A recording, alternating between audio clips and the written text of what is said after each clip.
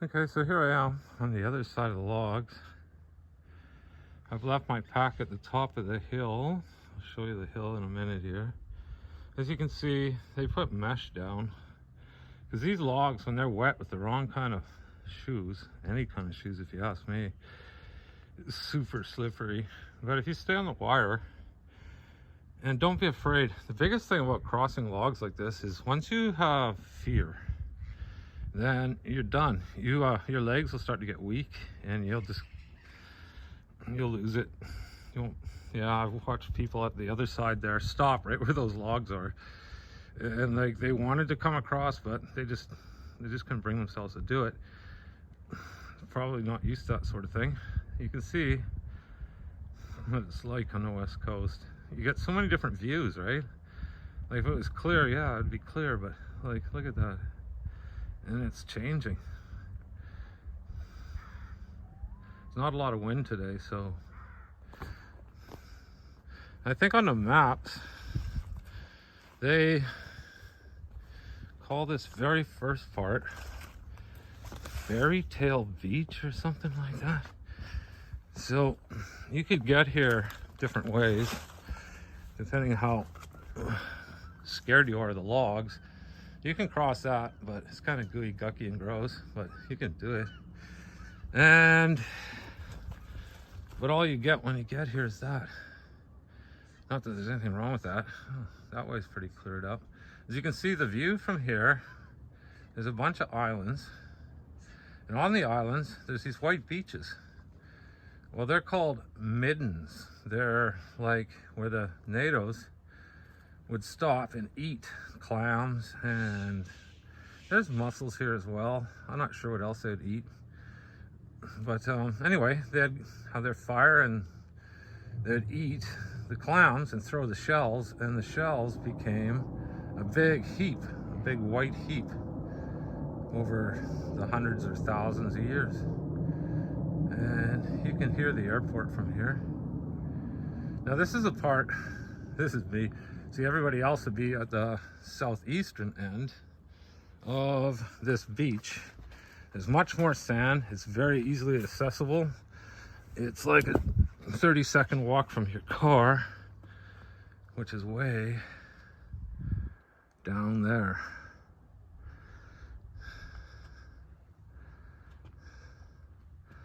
And then there's that point again. I could probably, like if I just took off my shoes and stuff, it's probably only knee deep or whatever.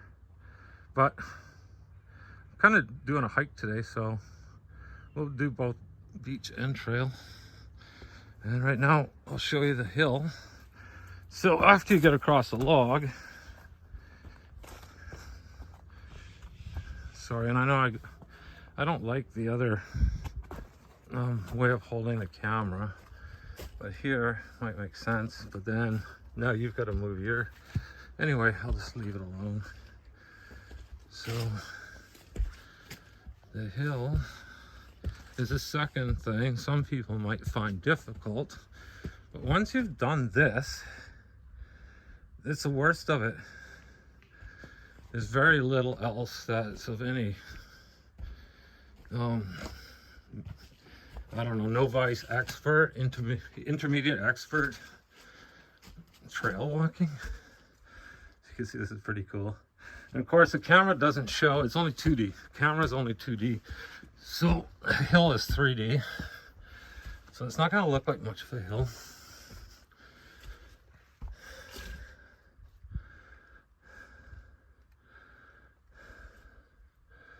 So kind of a cool piece of trail.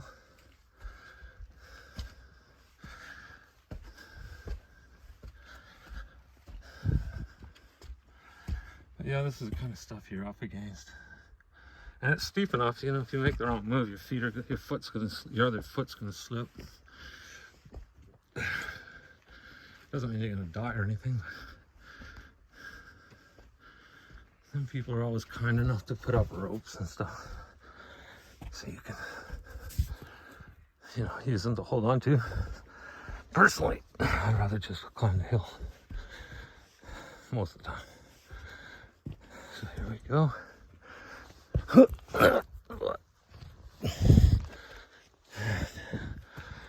So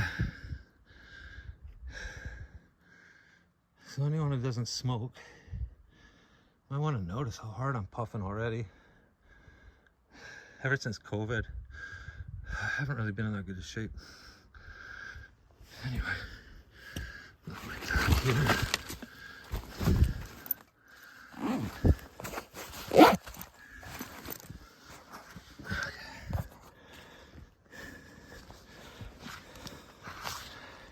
Here we go.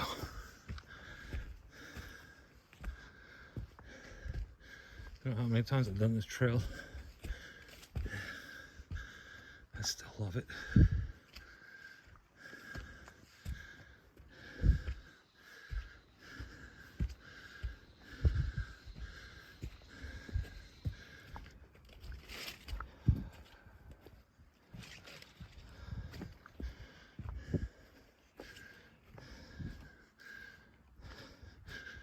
This is not old growth. This is all, I'm guessing. It's not that great of a site with all the salal and everything. Shallow soils. This is what I got to work in. Not fun at times. Yeah, so and nowadays I don't think they'll never log this. If they tried, I'd be here, even though I took part in forestry. It'd be like, no, get over my fallen body. And it won't be hard. Canada has more parks than I think anywhere in the world, if not most places in the world, depending who you talk to or listen to. You can see this trail is really close. Really what it is for is, as much as anything, it's beach access. You know, 24/7, all seasons of the year.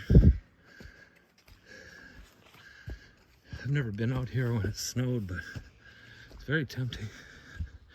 It'd be very pretty. We don't usually get snow deep here. And you usually don't get it where it sticks around for long.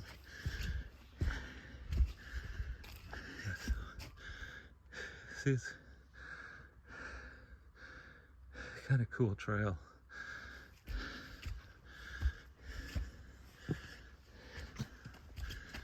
So, not sure I'm gonna take you hiking with me.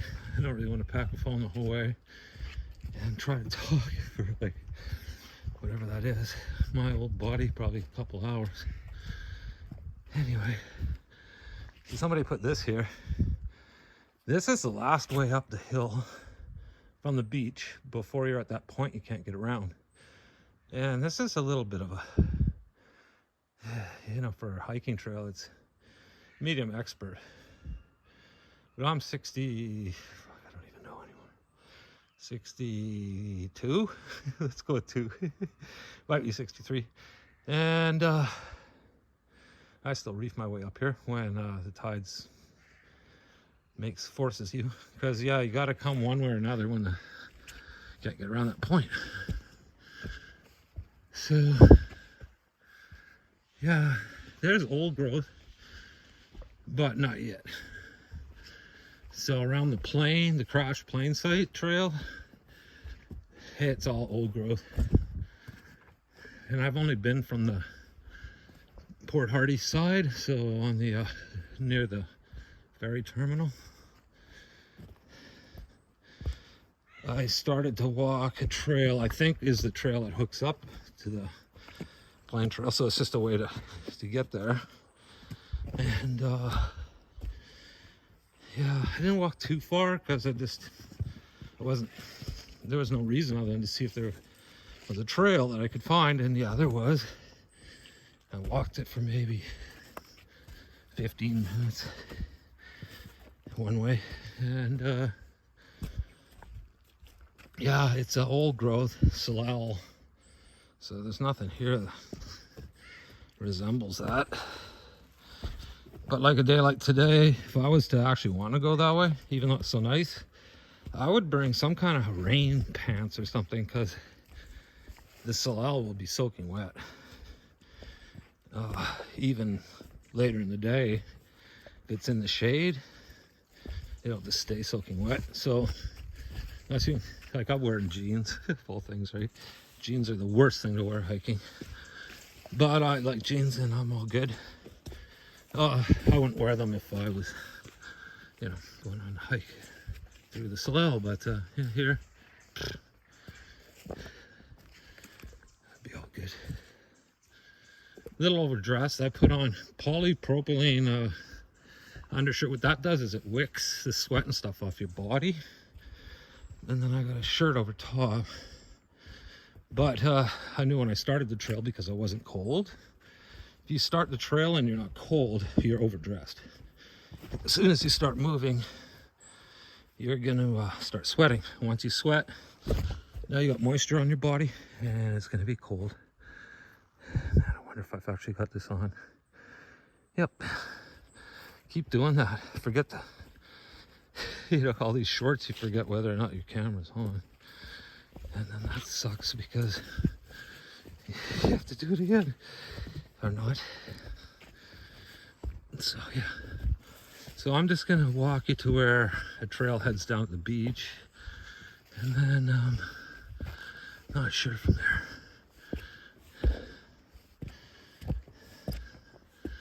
Like I said, that trail back there I showed you could go down to the beach there, but it's really steep. And today, I'm not so sure I want to go down on my butt, because it's kind of wet and slippery. Not mucky, but wet. Oh, God. And then I always keep my eye open for bears. So I seen that odd shirt thing there. I was like, what the heck? With bears, I just don't freak out. If you see a bear and run, the first thing it's going to think is, do I want to eat that or not? Because you're showing cowardice. That doesn't mean you shouldn't back off, but don't look away.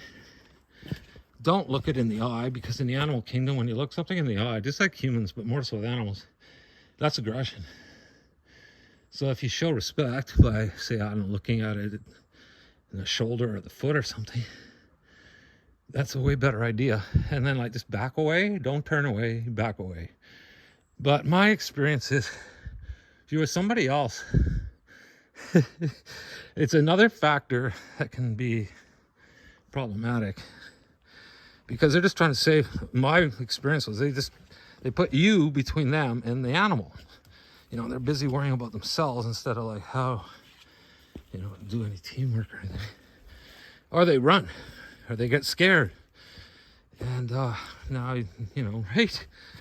I've never had a serious problem with an animal. I've been bluff charged once, but that's because I chased it in the forest with an axe.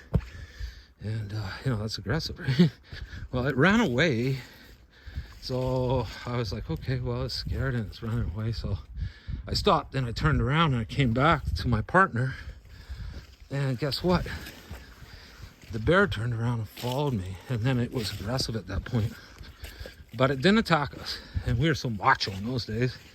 We just shortened up the distances we were apart and kept on working. It was no problem. But like when I look back at it, it's like, wow. Like that would so not seem smart at this day and age. But back then, you're just macho and you just got the work done and there was never a problem. But you wouldn't know that these days. You'd think, oh my God, you know, all the signs and everything. It's like, oh, I'm going to get eaten alive. Really? You sure about that?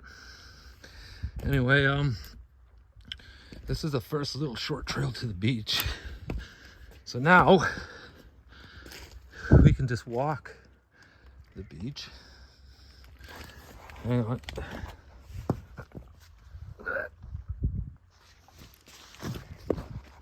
Okay. So that point I keep talking about. I think I can turn the camera now. Sorry about this. But I mean, landscape is way better for this kind of thing.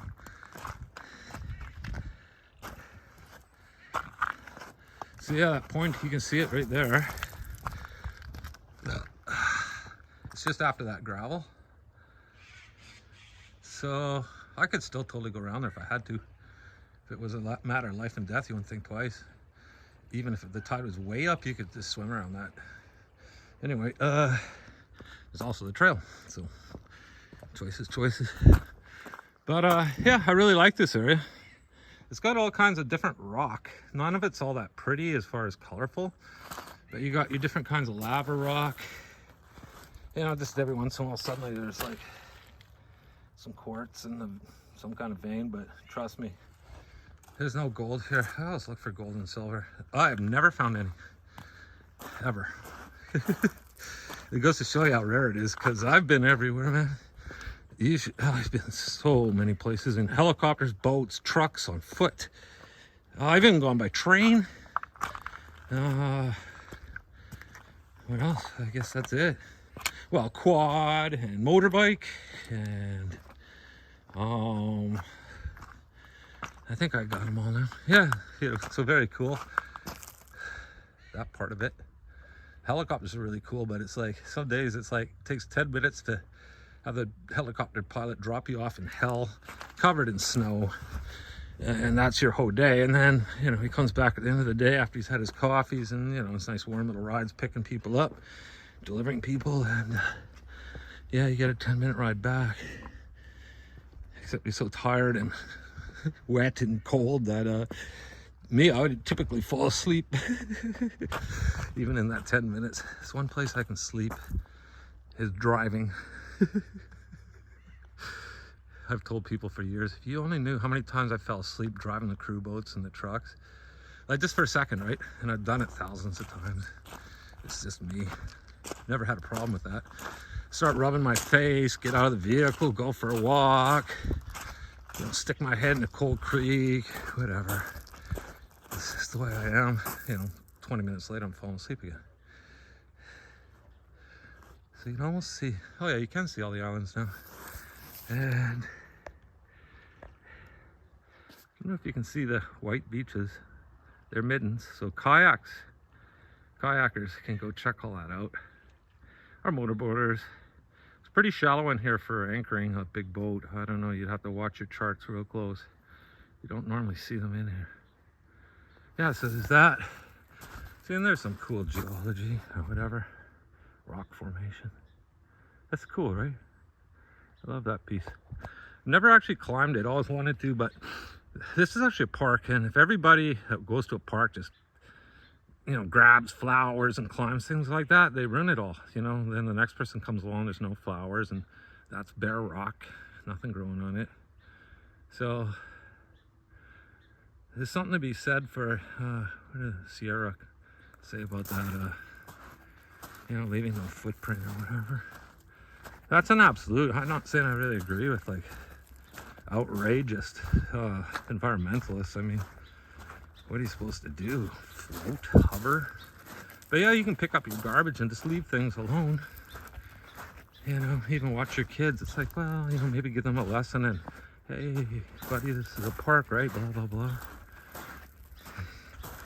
So this is pretty remote here.